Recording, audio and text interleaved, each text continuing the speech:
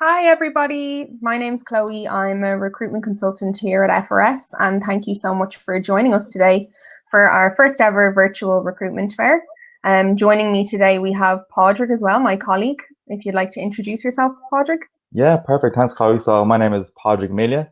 I'm a senior recruitment consultant for FRS Recruitment in the nursing division. Right now, I'm recruiting for a number of great roles, both acute and non-acute, in the private hospitals and nursing homes. We also work closely with the HSC at the moment, both acute and non-acute settings. So if you're an RGN, RPN, CNM, DON, we'd love to hear from you to discuss further some great roles we have at the moment. Yeah, perfect. I mean, I think the aim of today, I suppose, obviously, we're in the middle of a pandemic. I don't think nurses have ever been more needed than they are now. Nurses are an intrinsic part of the healthcare system at the moment and always really have been. So there's so many opportunities available at the moment. We're working with, as Padraig said, so many different facilities. We have 12-week fixed-term contracts, perm positions, bit of temp as well. So Padraig, could you discuss, I suppose, in a bit more detail, the types of acute and non-acute roles we have available? Yeah, so we have a number of great roles, both acute and non-acute, like I was saying. So currently we're looking for ICU, CCU, HDU. We have roles in oncology, theatre, surgical, staff nurse positions, care the elderly nurses. We have a few in ID settings, so ID, intellectual disability, nursing homes and community health nursing units as well. So look, we have, I suppose, a plethora of great roles at the moment. I think, in every setting. Critical care would be, one of the main areas that, I'm sure, as you're all aware, there's so many vacancies, particularly in the east of Ireland as well with the HSE. So if any of you guys tuning in today have, ICU experience, CCU experience, you're in really, really high demand. So I think, Padraig, I'll move us on then. I suppose some of you today may have some questions in terms of the nursing salaries, some of the shift patterns that we have available as well. So if you'd just like to take us through that there, Padraig. Yeah, so at the moment we're primarily focusing on permanent nursing positions. But look, we're willing to help out wherever we can or wherever is needed to try and branch into, I suppose, agency nursing. So, for example, shift cover. In terms of, I suppose, salaries can differ depending on the facility. Usually the private facilities pay a little bit more than the public side of things, but the public attract more nurses because of the benefits, so i.e. pension, job security and stuff like this. So I would advise discussing rates with your recruitment consultant before you interview for a post. So look, just reach out to us. You can go onto the FRS website. There's loads of great jobs up there, and look, you pick your specialty and apply for whichever one, I suppose, links in best with you. And I think it's also important to note there. So with the HSE, it is dependent on your experience. You'll be paid to a point and scale. So however many years experience you have, whether it be in, various different countries, that will then be used to apply you on the point of scale here in Ireland. Yeah, exactly. So I think I've had some questions recently on the hiring process. So I think with the pandemic now, that's really changed a bit. Some things have been sped up, others have slowed down. The interview process has changed. We've had to adapt really with the COVID-19 outbreak. So Padraig, could you tell me from your own experience, what kind of changes have you seen with the interview process? So in terms of, I suppose, the hiring process, it differs from client to client. In the current situation, interviews are taking place via phone call, Zoom and Skype. Most interviews will be about 45 minutes. And if you're successful, the process usually takes about 2 weeks, depending on notice periods and stuff like this. And look, we have a compliance officer who does all the stuff in the background.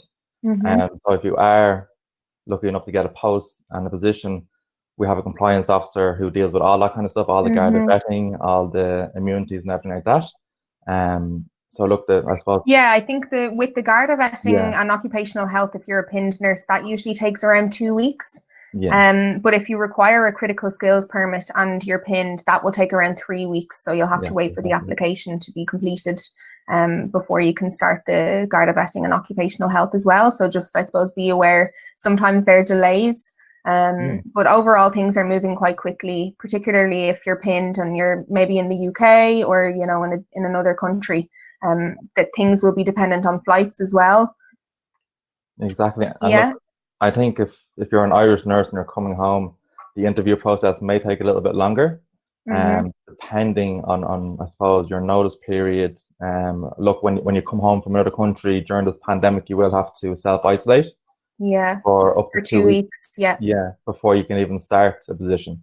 So look, I suppose if you're a nurse coming home, it can take up to 4 weeks depending on how fast everything goes through. So the likes of the Garda vetting, the self-isolation and stuff like this, and along with your notice period as well. Yeah, perfect. I think so. In terms of everything we've covered there, as I said, things have changed with the pandemic. So I think it's something just, you know, we are here to help discuss with your recruitment consultant, make sure that there's kind of transparency between everybody. If you're looking for, you know, specific requests, usually, you know, we can accommodate. The clients are very accommodating at the moment too. As I said earlier, you know, nurses are in such high demand, so they, you know, they can work around a lot of things. I think it's just important to keep that line of communication open, so that everybody's aware. Exactly. Just touch on what you said there. I think that's key, to be, I suppose, upfront, honest what you're looking for and where you want to work, because with the current climate, things are moving quite fast, and people are getting jobs quite quickly. And look, if we're going through the process, and we get into a place and you get into a place, I suppose honesty and transparency is key to, I suppose, making the process move a little bit smoother and a bit quicker. So I forgot to mention, guys, so Austin O'Callaghan, who's the Director of Personnel with the Brindley Healthcare Group, he was meant to join us today. Unfortunately, I don't think he'll be able to. So he did say if you guys have any questions, you know, we will leave his contact details. But in the meantime, obviously, just on the box to the right-hand side of your screen there, if you have any questions, feel free to just pop them in. We'll also be covering, I suppose there's a couple more things we can discuss now, Padraig. So even just for the stages of the interviews, this is something I often get asked. So how many stages must a nurse go through at the moment? So usually there's just one stage of interview before offer stage at the moment. So the process is very straightforward. It takes about 45 minutes for the interview. And because of the pandemic that is going on at the moment, things are being fast-tracked, and we are trying to help out as much as we can and get nurses into the correct facilities as quick as we can. So I also think, sorry to cut across you there, Padraig. No, it's just, so I'd say that's right. Like with the interviews, I think they usually can be, I know you had said earlier 45 minutes, and sometimes some clients are more thorough than others, but in some circumstances they might only be 10 minutes, and that would be a mobile phone interview. So as I said earlier, there is such a high demand there, things move very, very quickly. So if you were looking to get into employment kind of ASAP to get the ball rolling, things do move quite quickly. Of course. So the next thing I think we had covered off, Padraig, so just in terms of the interviews, so they're not holding any face-to-face interviews at the moment, is that correct? Yeah, so all interviews are via phone call, Zoom or Skype at the moment. Look, I suppose it's trying to keep people at a social distancing. Yeah, exactly. So we're just following the HSE guidelines at the moment. And the HSE guidelines say that, look, we need to, I suppose, cut social distancing. And exactly, so look, I think at the moment the Zoom and phone calls are best. Yeah, it's the safest way. It's the only way for the foreseeable future, I would say. We haven't had any face-to-face interviews in probably 2.5, 3 months. So I think a common question, Padraig, I get asked, and I'm sure you do too, would just be in relation to working on the front line. You know, I think, could you cover some of that off for us there? Yeah, of course. So it depends on the post, really. You won't be asked to do anything you're uncomfortable with. We would suggest you clarify this with your employer before joining. Look, at the end of the day, you will be helping out a lot of people. You will be saving lives, and everything you do will you will be assisted and provided with PPE. Yeah, So look, if you're worried exactly. about working on the front line, or if you're worried about coming in contact with people with COVID-19, I would think about the position you're applying for. Exactly. It's And very vital yeah, that you think about these things. Obviously, there's a risk factor involved. yeah, Some positions may pose more of a risk factor than others, I think. So it's just, yeah, it's about creating, as I said earlier, that open line of communication with your recruitment consultant, and then we can liaise directly with the clients then for you. So you'll never be asked to do anything that you're not comfortable with. no, and like that, if you're working on the front line, I suppose this will all be told to you Hmm. prior you starting a post. So Yeah, look, exactly. we're There will be very no hidden surprises or anything. yeah. Um, So look, we're very open and honest hmm. about, I suppose, look, the job posts we have and the nurses we're looking for and who we want to put into what places. So look, we will be very honest with you from the get-go. Look, this is the job, and this is Yeah. where you'll be working, and this is what is entailed. And I suppose at the end of the day, it's up to you whether or not you feel comfortable with it. And look, if you don't feel comfortable, that's fine. That's completely fine. But we just ask for transparency, and look, we will try to Exactly. be transparent with you too. Um, Another question here in the frequently asked questions as well would be, so is my offer conditional on flights? Padraig, what's your experience been with any offers you've had recently? So it depends on the hospital and the facility. Hmm. So factors such as travel should be discussed prior to the interview. So if Mm, you're yeah. traveling over from, I suppose, abroad, I know a few Like clients. Australia, for example, we would have a lot Yeah, of Irish nurses over there, some maybe in the US. It all depends on the borders, the restrictions in each country. And again, isn't it? You just have to contact to make sure that we know we're in the loop, and then we can feed that back to the client. exactly. And look, at the moment, the clients are willing to help out as much as possible, Yeah. in all aspects, So from flights to accommodation to all these kind of things. With this pandemic going on, the clients are willing to help. Hmm. So look, don't be afraid to ask, because if you ask, you Yeah, don't get. And exactly. look, Yeah. we'd be willing to, I suppose, help you out and give you information regarding this Hmm. in further detail if you are a nurse coming home. Sometimes, obviously for overseas candidates who are not registered with the NMBI, they would be given a relocation package. But for Yeah. pinned nurses who may be abroad, what's the situation with the relocation package? So if you're a pin nurse working from abroad, I think it's the same relocation package as if you weren't. Mm-hmm. Um, an Irish pin nurse coming home. Like I said, it's really dependent on the client and on the needs. So if a Mm-hmm. client is in need and you're willing to come home and help out, I'm sure the client will be eager Yeah, to so get usually get they you may in. they may assist with paying for your flight, accommodation, probably Yeah, not, but a lot of it's negotiable. I would say, yes, some exactly. clients will be more willing to than others. If you're working in a particular specialty and you're in very high demand, they could essentially pay. So I can Yeah, see here we're yeah, getting some good traction in the comment section here to my right. I think a lot of it is overseas. So just to clarify, guys, at the end, if we have time, I will answer some of these questions. Myself and Padraig will on the overseas, but we're also having another recruitment fair on the 5th of May at 12:30 p.m. Irish time. So you can tune into that as well, and we will that will be more focused on the overseas relocation process. So there's another lady, is Melissa. Let me just read. So yeah, again, this is all overseas. I suppose just to touch on with the overseas recruitment, a lot of it, what we're finding with our clients, it's on hold. We don't know with the flights if some of you can even travel at the moment. If you can get into Ireland, there's various different factors that I suppose we just need to kind of wait out and see. Again, this will all resume as normal in due course. We just need to see, where this path takes us really in the next couple of weeks. I think we're seeing some good progression, but again, it does depend. So I would say for now, your expression of interest is brilliant, but just the adaptation programs and stuff are kind of on hold. So there's a great question from Sinead there. So if there's any region in Ireland that has a higher number of nursing roles, Padraig, have you found any particular region in Ireland that would have more roles than others? Yeah. At the moment, Dublin, I suppose, has the highest Yeah. number of cases, the most hospitals.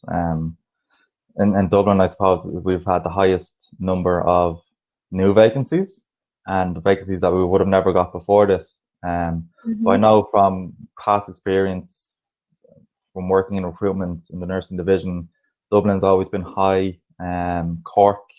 I think the areas where there's more of a population, and it depends what type of position you're looking for. So on the clinical side, there's various different public hospitals around the country. There's quite a few privates in the east, maybe even more than any other part of the country. Nursing homes, there tends to be positions everywhere. There's lots of nursing homes around the place. Most of them will be private. But at the moment, I think, the east of Ireland would be where there's the majority of roles at the moment. Most of our clients there will be looking for nurses to start immediately. And that kind of brings me on to my next question for you, Padraig. So obviously we have had nurses recently who are, could be working in the private sector, working in a nursing home, and they're very keen to get back into the HSE or just to start working in the HSE full stop. What would you say on that? Well, I suppose there's kind of a guideline or an underwritten rule at the moment. I suppose there's a big pandemic of lack of nurses in nursing homes because all of the nursing home nurses have gone acute through the HSE as the opportunity has arisen. So this has left, I suppose, nursing homes a little bit short. In the private sector, they very, very short-staffed.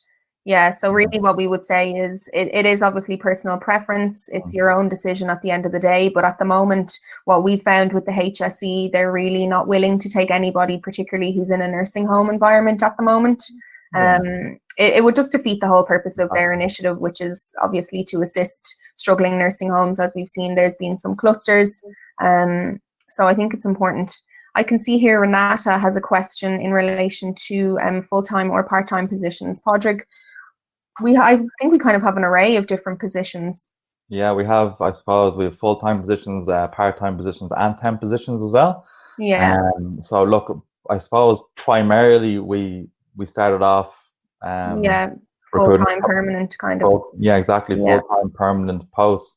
But as I suppose this has progressed and gotten even bigger, we've had to branch out, and look, we want to help, I suppose, clients as much as possible. If that means. I think it's really just to reach out, I suppose. If there's any particular type of position that you have in mind, we will likely have something suitable for you.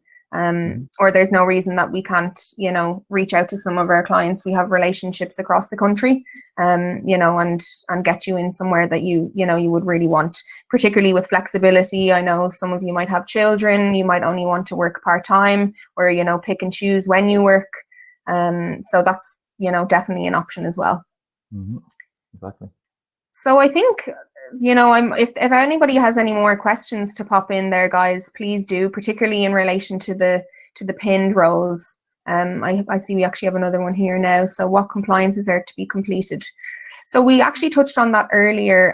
So it would just be the Garda vetting and the occupational health. Isn't that right, Padraig? If you're a pinned nurse. If you're a pinned nurse for a permanent position, yes. If you're branching into agency work or shift cover work, there's a whole different list of compliance pieces you'll need. So you'll need the likes of your immunities, so your varicella, Hep B, stuff like this. You need Garda vetting, patient movement and handling, children's first.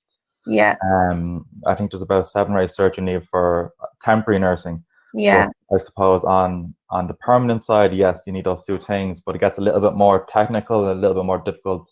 Not difficult, but a little bit more technical on the agency side. References, absolutely. Of course, you would need references. You usually it depends on the employer, but they usually ask for 2 from your previous employments, your 2 previous employments. One of them usually has to be from somebody who managed you directly. Sometimes they will allow it, to be a colleague, but again, that would kind of vary between the employers. Here now I can see an overseas question. I suppose we do have time to answer. So your decision letter is valid for 1 year only. I suppose with the decision letter validity, at the moment, your best bet is to try and find something if you can. It depends when your decision letter expires. If it was in September, we just have to hope that things kind of calm down, and then in the coming months, flights will hopefully move, and then you can come over to Ireland. I think with the NMBI, that's something that we'll need to review if you can look for an extension, but you would need a job offer. You definitely need a job offer. If you don't have a job offer, to my knowledge, they can't extend it. So I suppose just to be mindful of that. At the moment, it's pivotal to try and find something, to be aware of what opportunities there are. As I said earlier, for overseas at the moment, things are on hold, but the situation is changing pretty much weekly at this stage. So, you know, that could change very soon, and we hope it does change very soon.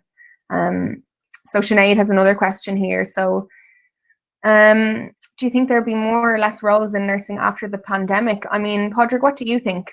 I think personally, there'll be more roles. I think there'll be more business for everybody going after this. I think as a nation, we're getting on very well, and we've adapted very well. I think after this pandemic, I think nursing homes are going to need help.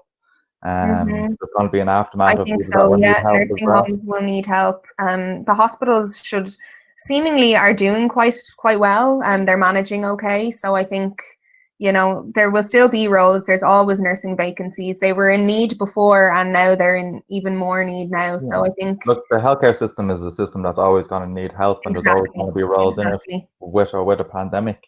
So I suppose the main thing to do at the moment is try help out facilities that need help. And not try and, I suppose, defer nurses to an area that might put another area in trouble. Yeah, we don't ever want to do anything to the detriment of, you know, another facility. I think the ethos of the HSE, it's fair that they've kind of come up with that rule, I suppose.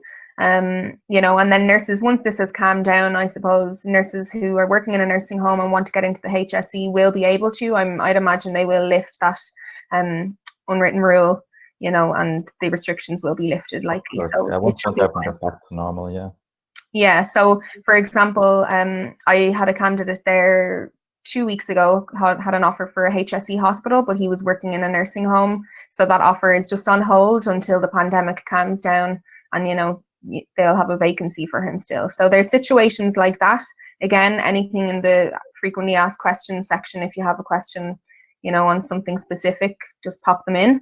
And I know from my end, a lot of clients, they're still hiring through us as if there wasn't a pandemic. So look, we're still doing, I suppose, if you have a month-long notice periods and stuff like this, they're still hiring as usual. Absolutely, there is still hiring going on as usual. So if that's kind of putting you off or lingering in the back of your mind, I wouldn't worry about that. I'd advise going onto the FRS website and looking for your area of specialty, and then finding the right role for you and applying for that role.